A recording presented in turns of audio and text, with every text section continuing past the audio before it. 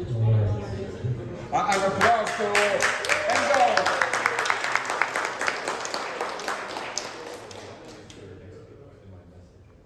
Hello guys, I'm Goku, like in Dragon Ball Z, and I'm a biohacker. And I want to ask, well, Mikhail did already ask what biohacking is, but in my opinion, it is bro science for nerds. And who knows what bro science is, by the way? So a few, not a lot, okay. And I want to ask if like meditation or cold plunge or some diet changes, do you guys think that's biohacking? Yes? Who says yes? Cold plunge? Yeah. Okay. I would not. I would put them in the same category as like improving your life, like learning stuff. Everyone has their own biohacking definition, but I would say if you're following, like, who knows Brian Johnson's blueprints? Or who doesn't know it, actually? It's a better question. Everyone knows, great. So I would say following blueprints, that's not biohacking. You're just improving your life. Your mom says eat your vegetables, and you eat your vegetables, that's not biohacking. That's trying to live normally. If you're altering the blueprints or you're creating your own blueprints, now that gets into the biohacking territory. And in my definition, I would say it's deliberate, systematic, progressive, measured, and personalized ways to improve your biology. And who knows who this character is? This is my Telegram profile picture. Okay, good. So this is a Pokemon. I've been using the same profile picture for 25 years. And when I saw this guy, he's in search of life's purpose, he's in search of understanding himself, uses biotech armor to level up fast, he wants to become the world's strongest Pokemon, and he's a philosopher. I'm like, yeah, I like this guy. I'm going to use that as a profile picture. And my goal, this is my goal in life, in my website, you guys cannot read, so I will read it. It says, single player, improve the stats and skills of my character, which is me, and become one of the most powerful characters in the server, which is Earth. By the way, I'm a gamer, so I use a lot of gaming references like this. And multiplayer, work on problems that I find interesting or that bother me, and collaborate with other players to rate bigger problems that I cannot solve alone. So that's where Vitalia and you guys come in, the multiplayer part. So I want to say that everyone is different, and I want to prove like how different we are, and we all have different starting points, different sensitivities, we have different personal philosophies and goals. And starting points, this is Captain America before and after. People have different starting points. Some people start perfectly, some sick, tired, unhealthy, fat, weak. I was all of these, and now I'm not. So, sensitivities. People have different allergies, intolerances, inflammations, autoimmune reactions. Some of these are lifelong, you are born with it. Some of these develop at any age 10, 20, 30, 40. So, it could change over time also. And these are like a list of personal philosophies. This is not a comprehensive list, this is just what I just came up with. But let's analyze Brian Johnson. So here, he's on the veganism side, that's his philosophy. He's a maximalist, he wants to use every single tool available. He wants to go, I would say, pay to win, P to F. He wants to go for economically inconvenient, so he's like spending millions of dollars to improve himself. He's also chose the physical inconvenient part, which is like taking 100 pills and doing this and that. And it's like, if he travels, if he comes here to Italy, he cannot do most of those. Maybe he can't bring some of his pills if they would be illegal, or some of the pills, you have to get it from an island that's out of nowhere, and it's tricky, and socially inconvenient. So he doesn't have sex after 8 p.m. He doesn't sleep with anyone. You have to eat with him at a certain time, or you're not eating lunch with him. and science-based. So he's trying to follow all the latest science and go with that. So this is my philosophies, and you can see he's a biohacker, I'm a biohacker, it's completely different. So I'm on the more paleo side, so I want to follow a more naturally ancestral diet. And while veganism on his side, he's like, oh, every life is precious kind of thing. I'm like, oh, I need to kill to survive. That I have the understanding that for me to live, something has to die, whether it's a plant or an animal or something else. We're not eating rocks. You know, we have to eat some biological life forms to survive. And if God came and told me, you have to kill the cow and eat him, and you will live to 200 years old, I will be like, I don't like it. I don't approve of it. Sorry, my friends, but I'm gonna have to eat you. So that's my philosophy. So I'm on the minimalist side. So I want to have the least amount of stuff in my protocol. So how can I remove more stuff is my idea, not add more stuff. And here I'm like economically flexible, so I do put quite a bit of money, but I can't invest millions into this yet. And I want it to be physically convenient. So when I travel somewhere, I want to be able to follow my protocol completely without scrambling. How do I do this? And I don't want to be wasting too much time preparing stuff. This is something we're matching with Brian. Socially inconvenient. We both don't give a fuck about social stuff. And I'm more common sense based. So there's like some people who are like anti-establishment. If the FDA or the scientists say this, I'm gonna do the opposite. There's some people like that. Some people like, oh, if scientists say this, this must be true. I'm like, what's been true for thousands of years, and what does the new science say? And it doesn't make sense. I think about it, and sometimes I don't. It doesn't. So goals. These are some of the goals people set: sleep, productivity, focus, sport performance, testosterone, and glucose. These are the common goals, and everyone can have their own personal goals. And these are my goals for 2024 Q1. So I want to fast 3 days and eat 4 days every week. So that's I'm building up there.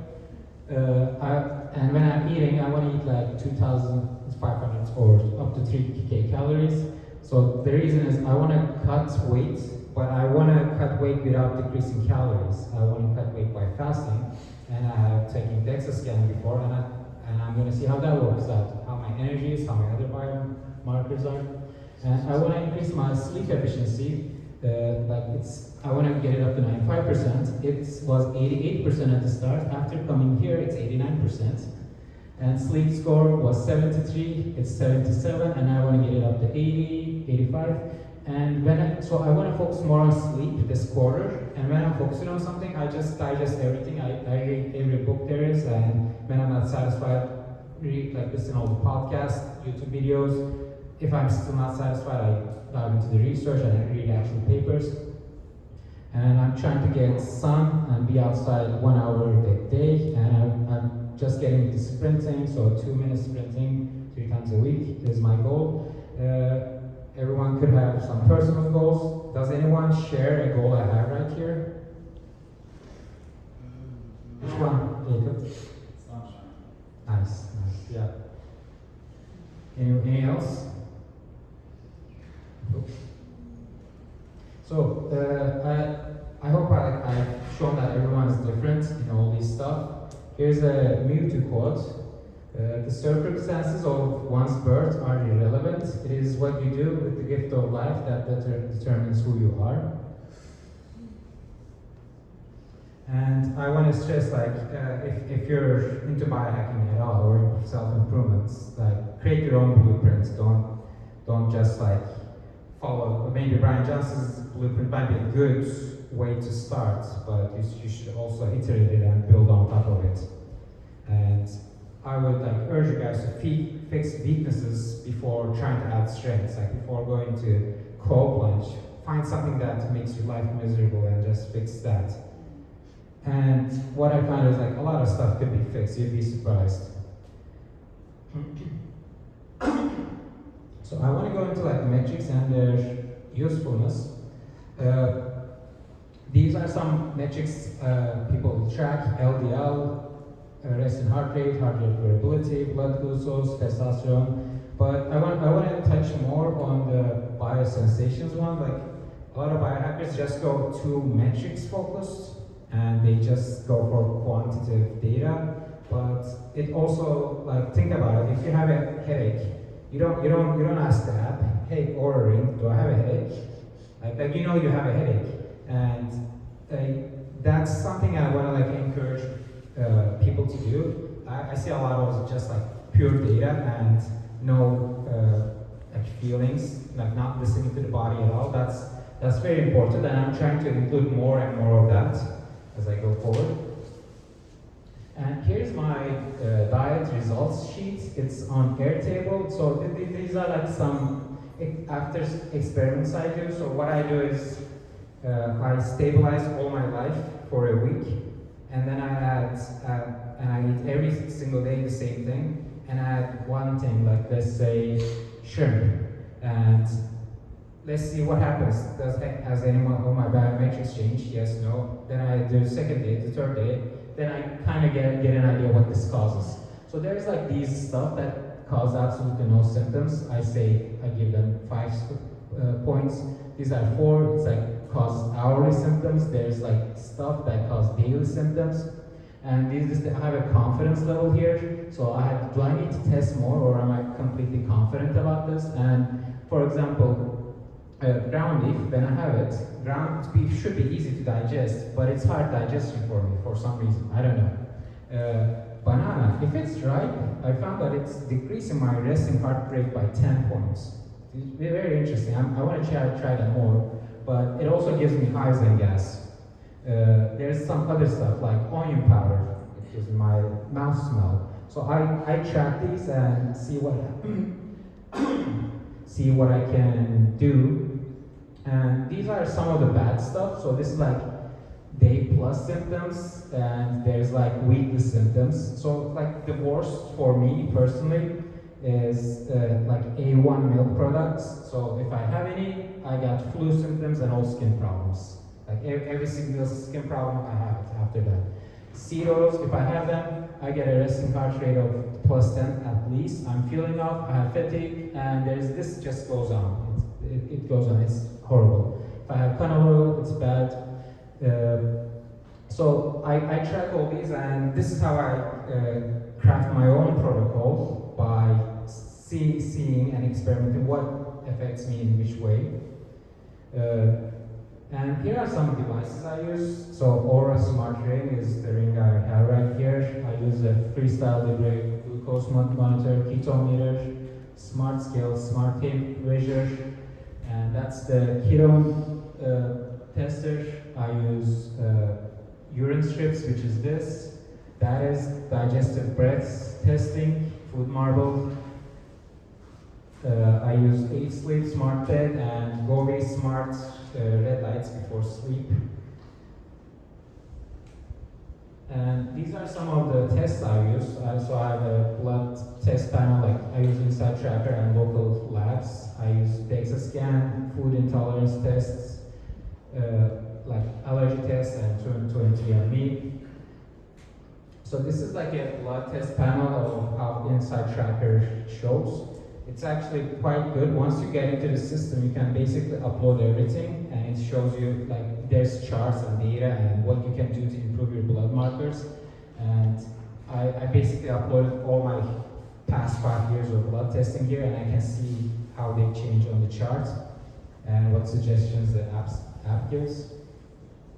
Here's a DEXA scan I had, and in 31 August, I was 80 kilos. In 6 December, which is like 3 months later, I'm 70 kilos. So that's a 10 kilo loss or a 20 pound loss in 3 months. And then I carb bulk and go to 73 kilos. And I want to see how my muscle loss changes based on what kind of cut I'm doing. Fasting is also part of this experiment. I'm going to do another DEXA scan after this fasting experiment and see how that affected my muscle. Goku, what test is used? Ultrasound? DEXA scan. I don't know like the specification, but it's the one that measures bone, fat, and everything else. So it separates those three, and everything else they kind of say it's probably muscle, but then there's water weight as well, fluctuating up and down. So what came to my awareness is that you measure like single products, like let's say kernel oils or pistachio or so, and I would ask you, do you look at the actual fat profile about single fatty acids that are combined, or do you look at rather at the products that you, let's say, buy in the supermarket? I didn't go like research deep into the like molecular level and what kind of fat percentage they have, but because I want this to be more useful than more scientific. I don't care about the science much. I want it to be useful. So I see something, can I consume it or not? And what is the cost of consumption? Everything has a cost, by the way. And what is the cost of consuming that thing? And am I okay with the cost at that particular scenario?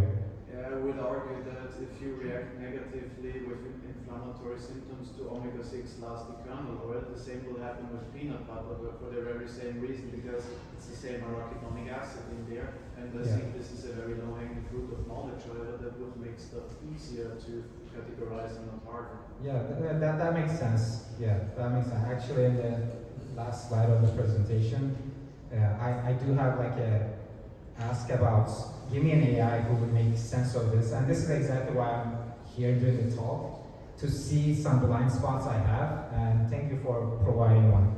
You're welcome. But it's still a very useful approach for today. I also have to say, because the other approach is also not perfect, stuff in pistachios, they have a similar fat profile to almonds, but they have no cyanids in there, or you can be allergic to one but not the other. So it's also justified your way. I was really interested if you look in that just close. Yeah, is there any resources you could or recommend?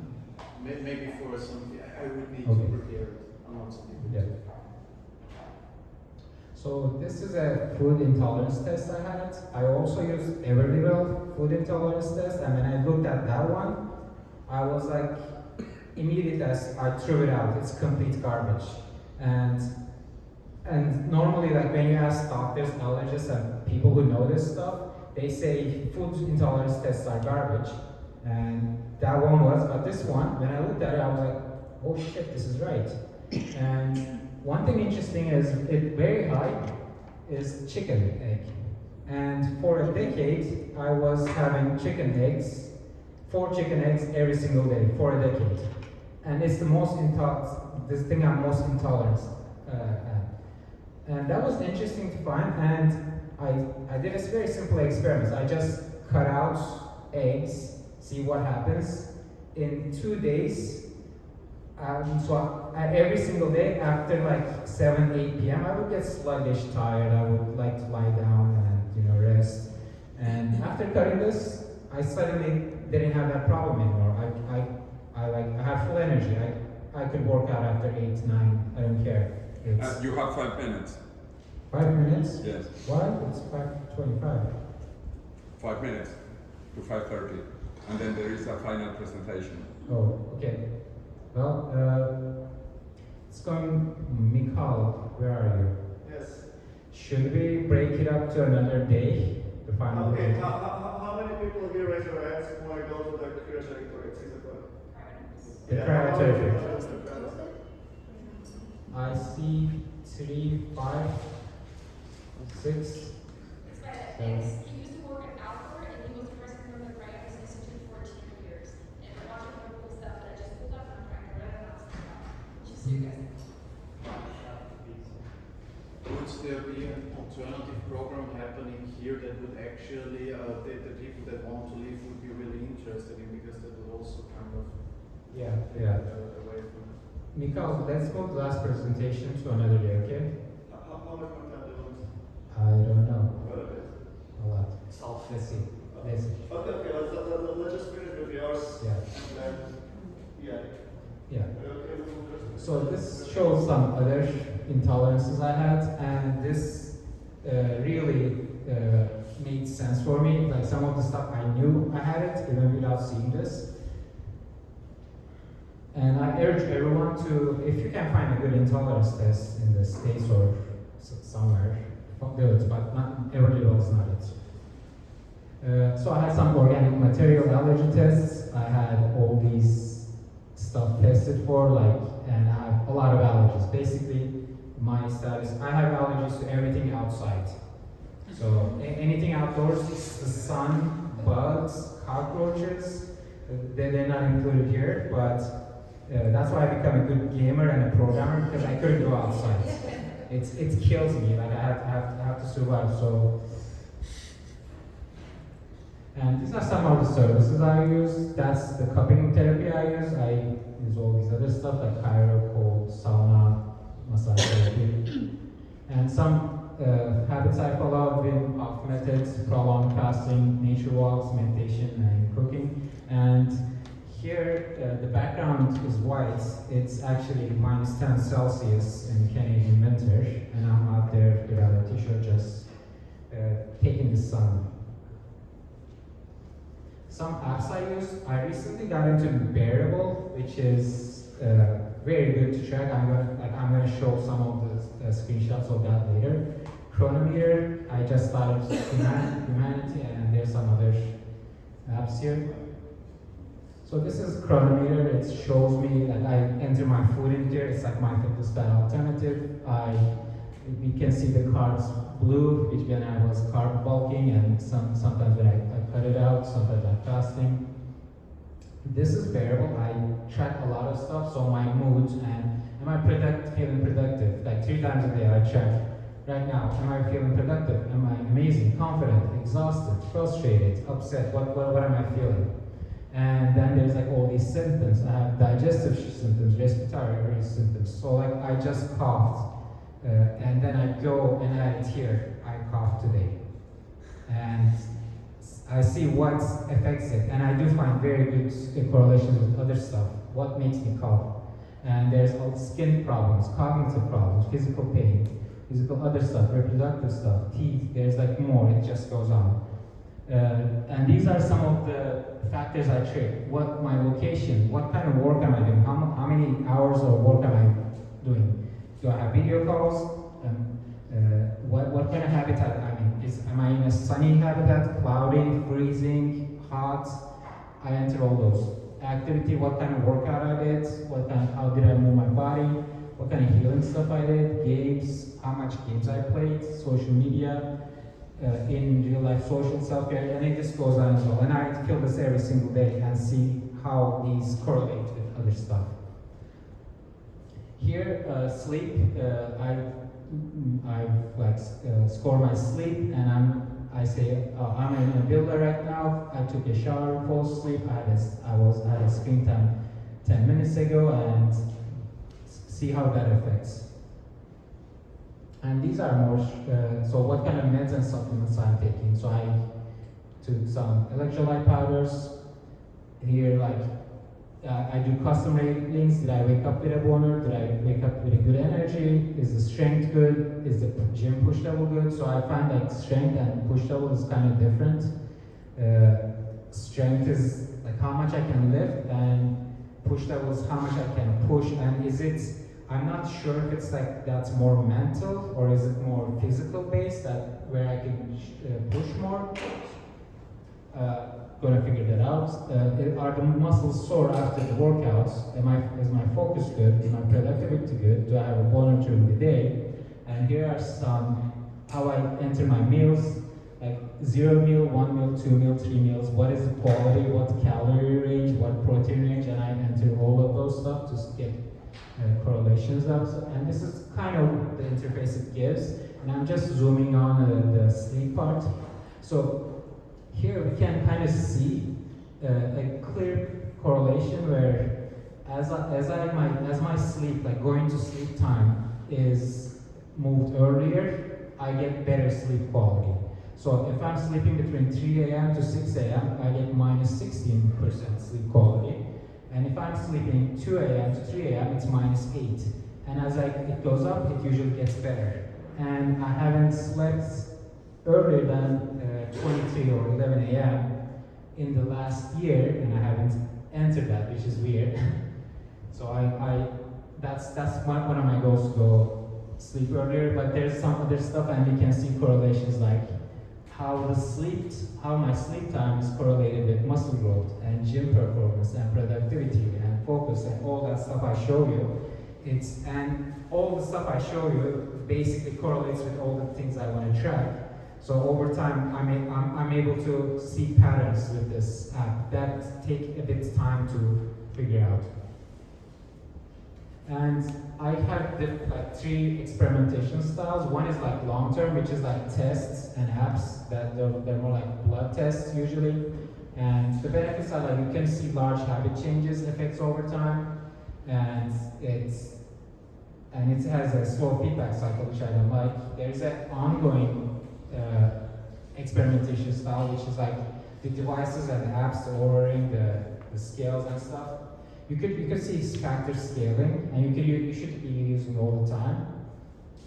But there's also like isolated tests, which I do. Like I mentioned, I make my life completely perfect, get to a strong baseline, and then add one variable and see what happens.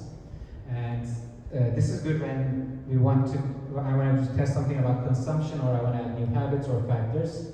The problem with this is like most experiments are usually resultless, so sometimes I have to do this a few times and get an idea, but I'm not sure. I have to do it again. And it's like the ongoing one, the problem is like you need too many data points for correlation. So like if I slept at like 23 to 24 5 times in a year, that's not giving me enough data to correlate. I need like at least 20 of that specific thing.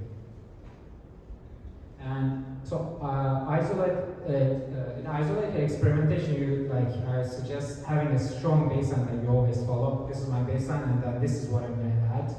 Change one variable, like you should have the same calories, the same time of stuff, the same food, the same water, everything like that. And here's like my egg example. So when I try testing the eggs, here's like what happens immediately half an hour later. And I was using eggs for 10 years, 4 eggs every single day. And I'm getting this.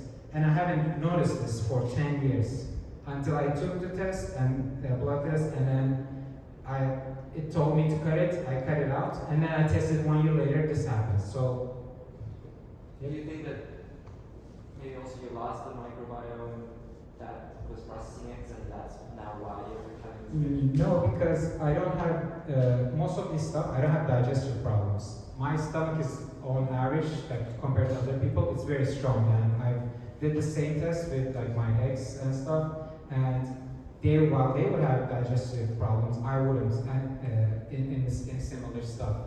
So this is basically just skin problems. But it could be the microbiome if you don't have it. It could be, but on the other hand, when I was eating it every single day, it showed high intolerance, and when I cut it, I got much better. I was feeling much better. So I don't think that is it, but it could be in some of the other stuff I tested, and it's hard to tell. Would you be willing or interested in testing it maybe with eggs from a different kind of animal? That question. So here's my tests.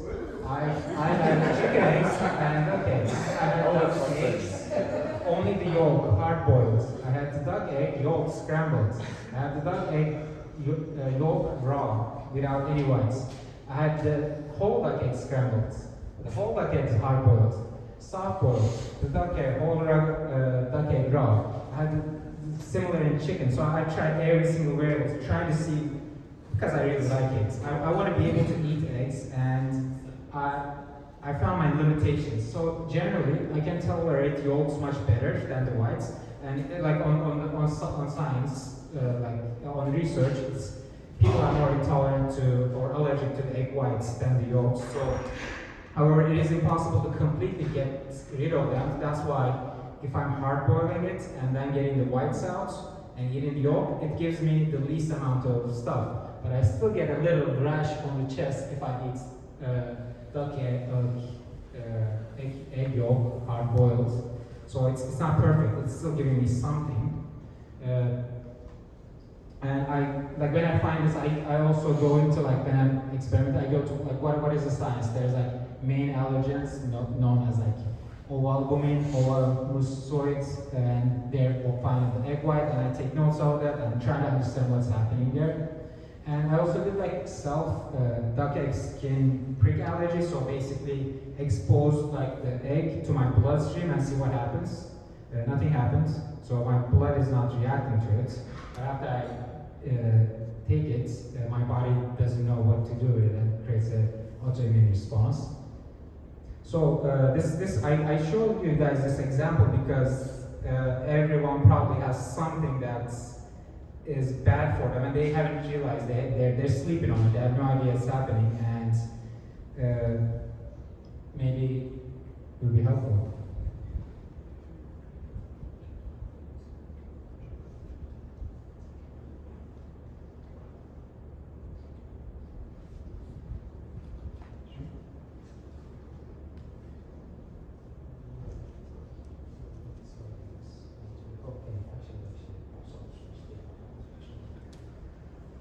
So also like some experimentation style learnings, I find that the source matters a lot.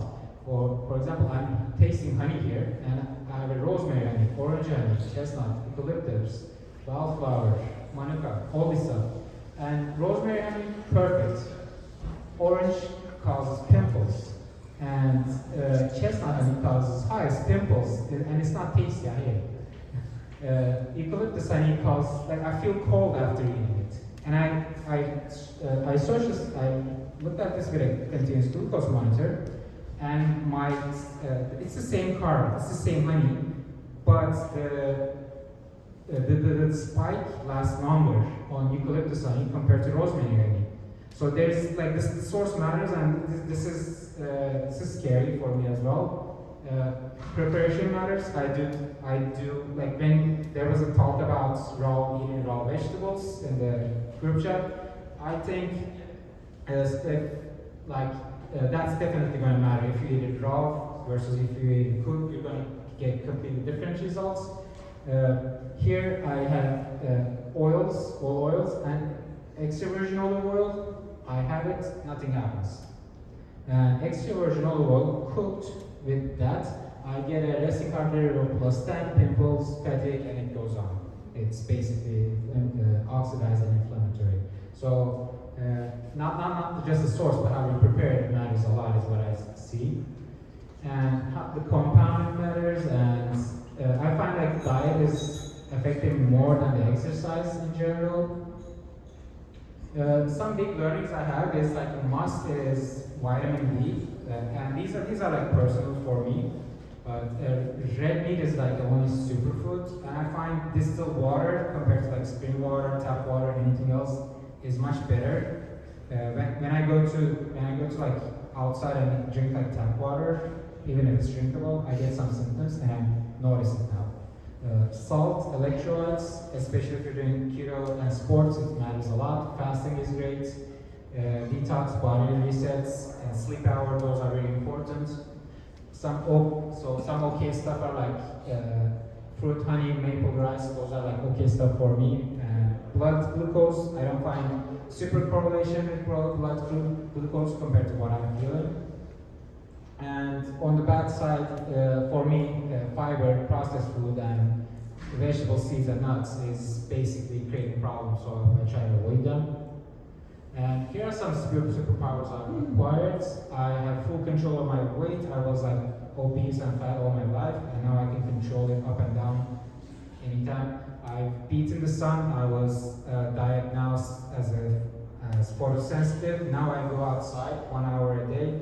I open my chest and no sunscreen. I say, sun, come at me, and I get burned. I've beaten all the allergies. I've mentioned I can go outside and enjoy my day now. I've beaten hunger. I can do multiple days of fasting. I could do 50 kilometers hiking, no water, no food, just go full day. I've beaten the colds, canyoning colds. Last year I had the challenge. I'm not gonna wear any long pants or long, like any coat, nothing long sleeved. So for the whole year, I just t-shirt and shorts, and that was the challenge. And I've beaten the cold. Now, when the cold comes, I'm like hella cold. I challenge you. I'm gonna beat you. And I have superior mental clarity and focus compared to how I was before, and superior regeneration. My friends now, when I get a cut and they look at my cut the next day, how did you regenerate that so fast? Is something I hear a lot. And I'm very aware of my body now. This is my wish list. I want to perfect my sleep, like my superpower wish list, my testosterone, productivity, and sports performance. Conclusion, I was in a shitty place, now I'm in the best shape of my life, and in a company meeting, they asked the questions, what are you grateful for? And I answered, at my age, all my peers have been going downhill for a decade now. And I'm still on an uphill trend, and I'm grateful for it, and I would love to continue this trend thanks to biohacking. And my ask for you guys is, what else should I be doing, and how I need an AI to help me analyze this stuff. It's too much, I can't do it. It's past my IQ at this point. So, any recommendations there? And also, I try to be aware and try not to be a midwit.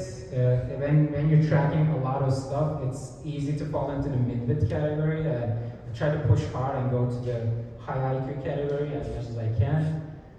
And you guys could ask me questions later on Telegram, or if you have any short questions, I can answer right now, but otherwise, we can move to Jacob.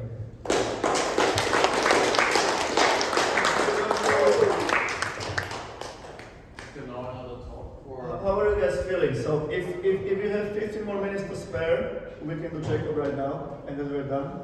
Are you done for it? No. It starts at 6, isn't it? Yeah. Is it in the main space? Yeah. This is being recorded. Maybe we can do a quick round of feedback about the format. Yeah, okay. Let's do that. Any feedback, any comments? I talk the most time. Let's start with the other ones. I really like seeing your like personal process of like tools that you guys are doing and like you build for yourself and how you guys are thinking about it and how your body reacts to everything. It's very interesting. It's like practically seeing how I can implement that. Thank you. Anything we can improve? Yeah, I love it. It's a great topic. It was really fascinating. I think when you both spend a lot of time showing like very schematic screenshots of data and metrics and like the apps that you're using, you could probably shorten that and talk about this is what I found the most beneficial from it, and maybe give links where people can zoom in and look at it later. Thank you for that. Or maybe provide the sources before, because people that come here are actually really interested in the topic, and I think that here we have a very different spirit or vibe or whatever the normal people's work for it is than in the normal Like thing. the slides. Yeah, I think, and we here could actually be a great round of learning from each other in a very technical, gear level field. And everybody here is willing to be the fool in biohacking, so to say, and work to a degree, and it's not like the open sessions. And I think this is a big potential about this group here and the whole formats that could be expanded. So you're suggesting share the material in advance? What are you suggesting we do? If you have that regularly, then maybe collect in the chat already resources for topics, and that will resonate with people, because this is not a opinion topic about my car is better than your car, but this is actually epistemic material, and people want to learn usually all of it if they're interested in biohacking. I agree. So I can give you an overview of what we're planning to do this Sunday, which is slightly different, and you can give us feedback if it makes sense. So in our mind, this was just like 101 intro to biohacking. We wanted to show 3 different stories to just kind of illustrate the breadth of what is possible. The next sessions we would like to make a bit more actionable and a bit more interactive. So on Sunday, we were going to focus on glucose, CGMs, and diet-related things to that. And we were going to dive into helping people run their own self-experiment with the glucose monitors that we have over there in the lab. We have seen them. So we are able to accommodate between 20 to 30 people, I think max, to do a CGM experiment over 2 weeks, where we'll be wearing it and you'll be getting a lot of data. We will, Alex over there in the kitchen, he'll be leading this session. So he will just give a brief talk on Sunday to kind of explain how this works and his experiences. He's got a lot of experience with that to get into the mindset. Then we will have a short panel. So we have actually 5 people at Vitalia who have done glucose monitoring before, but we don't want to have them all talking because I agree it's going to be too boring. So we will do like a panel fireside. You can just ask them questions and we can just do like an informal discussion about how this works. And then we would allow you guys to sign up for the CGM experiment if you want to, and we will initiate you into that. And yeah, that would lead into a 2-week experiment which is kind of interactive. Then we will do like a caching session midway through where we'll review the data as a group and like exchange findings, stuff like that. So yeah, does that sound useful, interesting, actionable?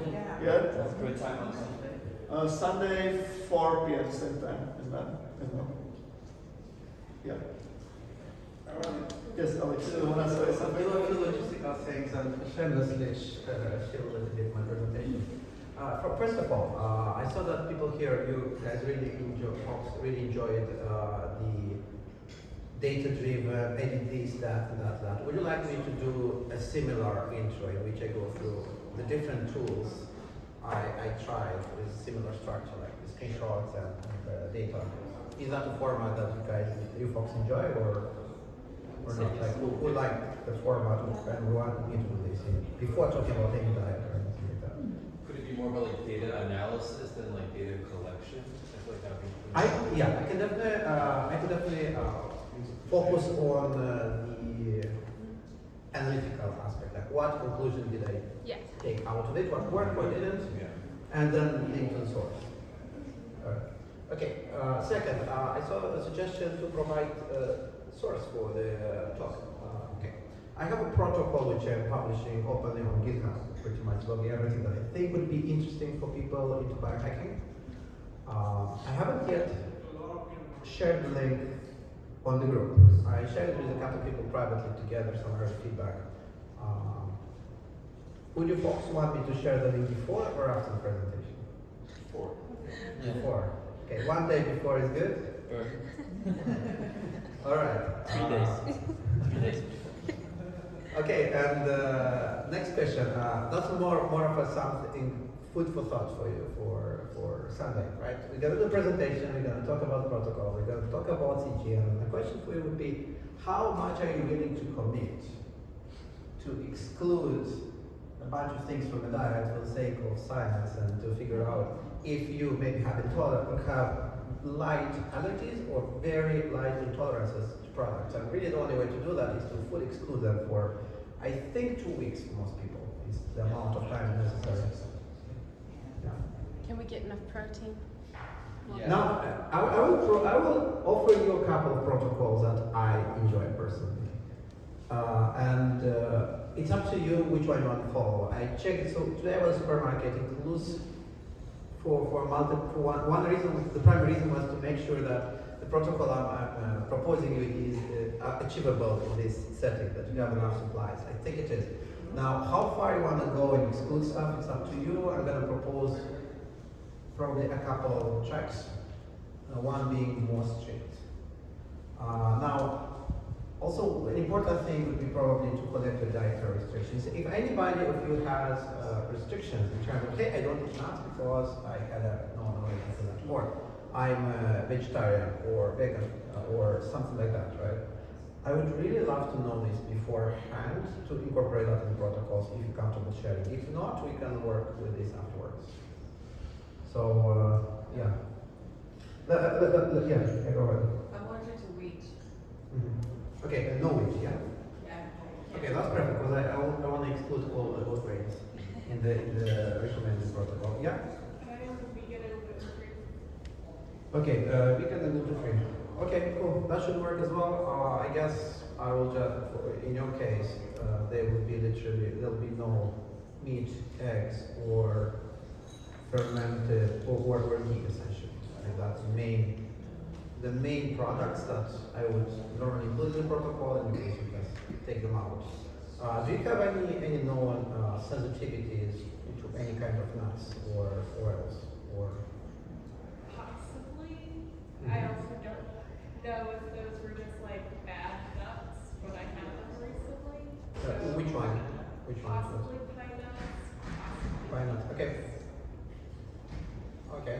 Pine nuts might be one of the specific ones. Okay. Well, I didn't find any pine nuts here, so.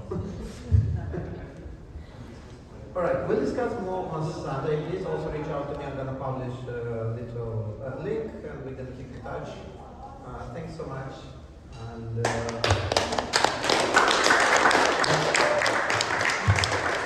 Thank you, Alex. Round of applause. I know a lot of you have to go, so if you want to leave, feel free to leave. Thank you for coming. Once again, if you did enjoy this talk, you're welcome to donate to the QR code into our Biohacking House treasury, so we can be hosting more events and experiments. And if you don't have to go to the next talk, if you want to stay and hang around and talk to us and have like an informal chat about whatever, then feel free to stay. We are happy to continue hosting them. Thank you.